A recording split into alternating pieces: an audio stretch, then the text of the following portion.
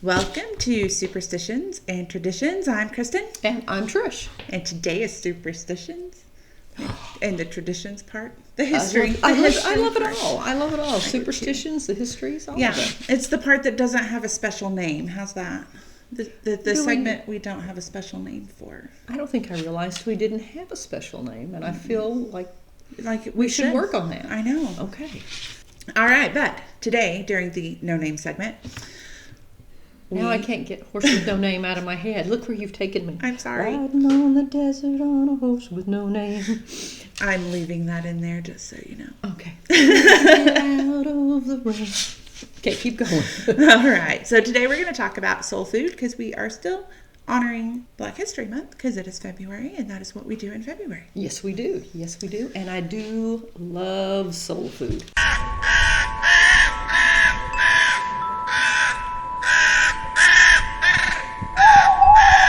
All right, so soul food. Tell me what you know about soul food. What I know about soul food is it originated in the South with the transatlantic slave trade. Yes. The foods we typically associate with soul food are greens, like collard greens, turnip greens, mustard greens, all the greens. Okra.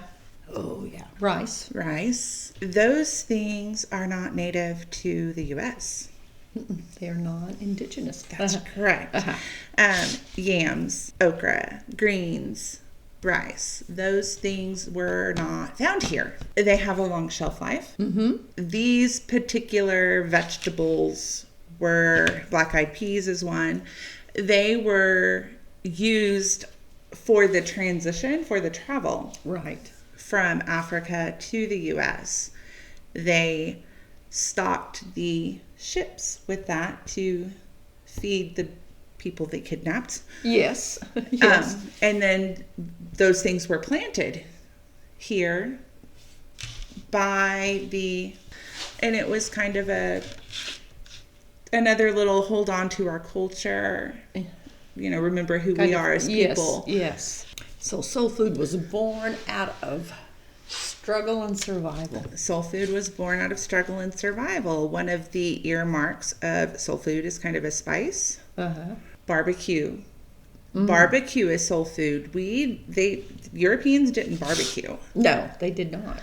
And then whenever they discovered barbecue, there was a lot of work involved. We didn't have grills or things like that. So no. Pits were dug and trees were chopped to light and make the wood to light the fire. Yes. There was a lot of work. So that is another thing that's considered soul food.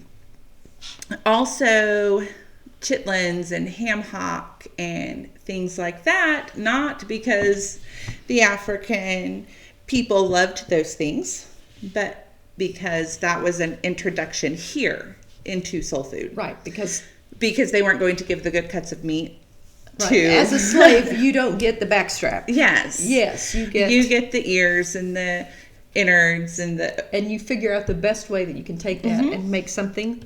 Right. So soul food didn't necessarily, like the meat part of the meal wasn't the main course. It was the seasoning, the flavor. And the vegetables, the rice, the greens. They were allotted, the slaves had a ration or an allotment of food given to them weekly or monthly or however they did it. That included cornmeal and the leftover icky parts of the animal. Right. And they supplemented with the leafy greens and the peas and the okra and stuff that they had planted in their own little gardens right there. Right. So the icky parts of the meat was used to flavor the vegetables and things. Yes. Like putting a ham hock in the beans because there's a big difference between Southern food and soul food. Yes, there is a huge difference between Southern food and soul food that we don't necessarily... It's kind of, the more we progress as a society, the more they intertwine. But soul food and Southern food are two very different things. Southern food was the food that was in the South at the time. Right. Soul food is what was introduced. It was the good flavor and the more robust flavor and yes, things like that. Hot red peppers. Vinegar was very common. Vinegar and hot red peppers, which they would combine to make the base when they were or had access to meats, which was rare. So it was a celebratory food. Right. But that is the basis for a barbecue now. And Daddy, your grandpa, and I still have one in here, one of the bottles. We would keep a bottle of vinegar and peppers, and I have that bottle. I bet that bottle of vinegar and peppers is probably 50 years old. Oh, wow. And you just, just add to it as you use it. Mm-hmm. Oh, that's awesome. Yes. Also had a little Native American influence. It did. So once they got here and they get these foods and the herbs that they were accustomed to, while there were some here, all of that didn't make it. So they used what was native. And it got incorporated, and indigenous people's foods were incorporated. Especially corn. Yeah, corn was used to make grits, moonshine, and Southern whiskey. The foods they ate were rich in vitamins and minerals, which was necessary for their survival. Right. As a slave. And a lot of times, like the enslavers would eat the vegetables and just leave the juice for the enslaved people, which really benefited them because that's where the bulk of the nutrients ended up when they cooked it in there. Sop it up. And that's kind of how we ended up with soups and stews. Oh, they really? would take that base and throw their things in it, their yams and black-eyed peas, beef stock or chicken stock. And it benefited them because it held the nutrients. They had cooked the nutrients out of the vegetable, and it was in the liquid that was left over. I mean, there's some nutrients still in the vegetable, but the majority of it gets in the pot. Ends up in the pot. And then down the road we have gumbo. Right. That's how we ended up with gumbo. So rice, because rice they brought over on the slave traders brought it over. It is indigenous to Africa. Yes. And so that kept the slaves alive on the trip over, right? Then they planted it here, which then in time became a staple of soul food. Yes. Okra, which you got to think, how many of you, you look at okra and you see that slimy part and you go, ooh, what can we do with that? And then it's like, delicious. Let's fry it. Let's put it in gumbo. Let's put it in soup. And it's not indigenous to the United States either. It's from like Ethiopia and then traveled down back across into South Africa, they think maybe, and then came over on slave ships. Yes. Okay. And yes. For a while, soul food as an ethnic cuisine and being the primary food for the Black Americans and originating in the South, especially like during the Great Migration, that was a sign of poverty almost. If this is the food you eat, especially during the Great Migration, when they're coming up north. In the South, it was common. Right. I mean, even white Southerners were eating this type of food. Right. During the Great Migration, when the Black Americans are heading north to escape the violence in the South. Right. They're bringing their food and their culture with them, and it kind of became a marker of poor. So if that was your diet, then you were considered to be poor. Yes. And it didn't really have a name until sometime between the 40s and the 60s. And the jazz movement, right? Yes, influenced the name soul food. Yes, because the term soul originated with this jazz movement. It was soul music. Okay. Which, spoke to the soul of Black Americans and took them back to their roots. And right. So anything that had soul or the term soul in it became associated with Black Americans. And it eventually worked its way into the food, how we got the name soul food.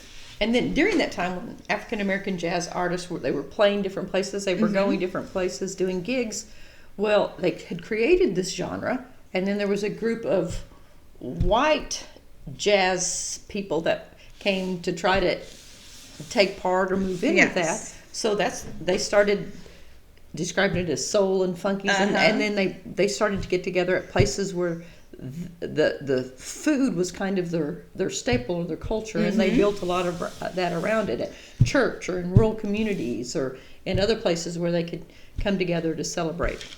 Yes. Yeah, so that's how we get soul food and there's soul music, soul, anything soul. And so then, the 60s. Yes. Oh, what happened in the 60s with soul food? Or the whole Black empowerment movement. Right, the Black empowerment movement and civil rights, and when the term soul food actually was cemented. Right. And yes. Black-eyed peas and yams and... we have eaten black-eyed peas every New Year's for good luck since I've been alive. Oh, your Grandma Pat. She was all about it. And I had no idea that was an African-American tradition. I thought it was just I did not know that. An American tradition. But the black-eyed peas a spoonful of black-eyed peas for good luck. Really? On New Year's is a African-American, a Black American tradition. Do you know how it got started or the roots? I don't know any of... That's very interesting because I did not know that. I just kind of thought it was Southern, but it's so hard to distinguish what is Southern American. I mean, black-eyed peas aren't even common. I mean, they're not even native or indigenous to America. So they are not. So it makes sense. Yes, that it would come over. We could get into a whole series on things that just aren't indigenous to the United States. Yes. But which is the benefit of travel and exploration is learning new cultures and trying new things. And we didn't have to enslave people to introduce culture. We could have just found a way for everyone to get along. We could have just, been good people. Again, we get back to share culture. If we could just share culture and celebrate everybody's culture and bring that together and go, oh my gosh. Yep. What a great world. But no, we cannot. We didn't. So do you eat a lot of soul food? Sweet potatoes are one of my favorite things. I love greens. Do you love like wilted greens? Like when they would... Gosh, I love when you put the greens... It's funny, kale. There's only one way to eat kale, and that's if it's wilted. I like it in salad. It's got a real distinct bitter flavor. So I don't want to eat a whole bowl of kale, but little pieces of it in a mixed green is good. That is good.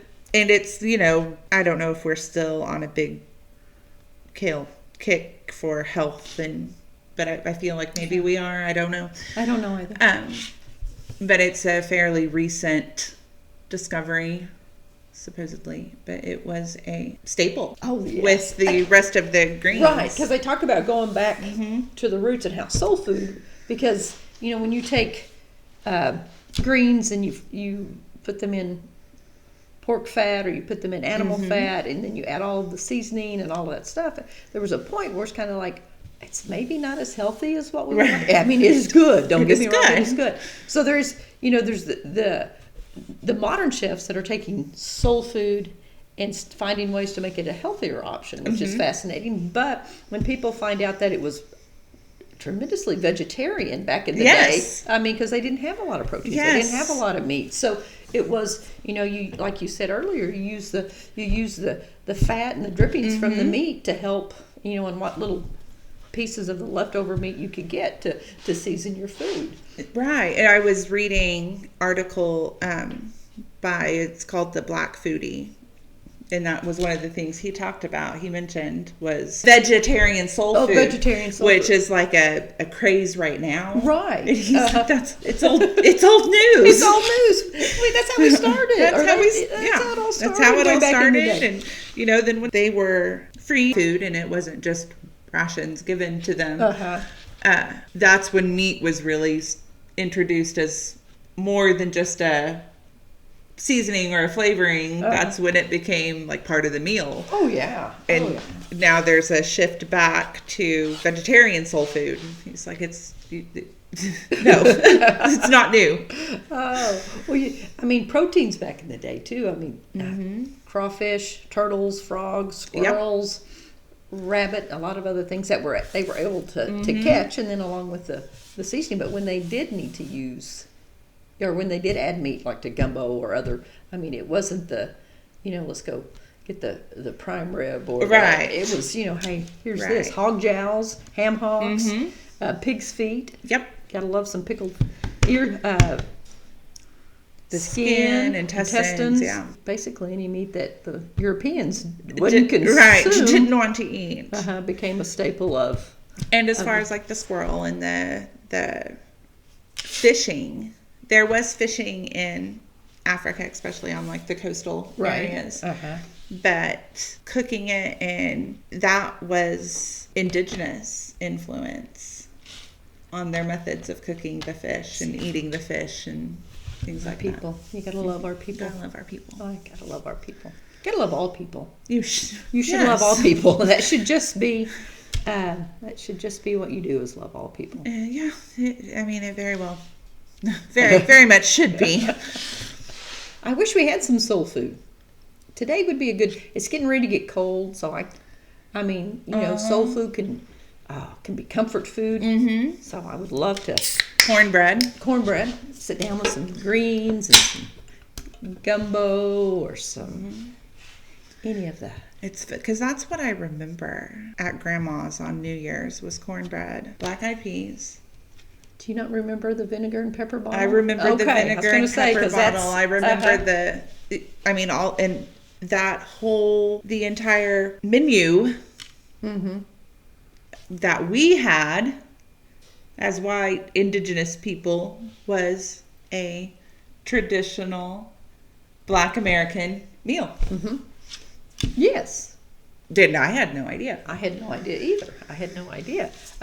I think that was partly because of the Southern food, soul food kind of overlap, but the fact too that Mom and Dad they loved what they loved. Mm-hmm. I just always assumed that it was a common, and I guess I never really thought about how far it extended, but like everybody everywhere ate black-eyed peas and cornbread for New Year's. But it's how you prepare it. Yes.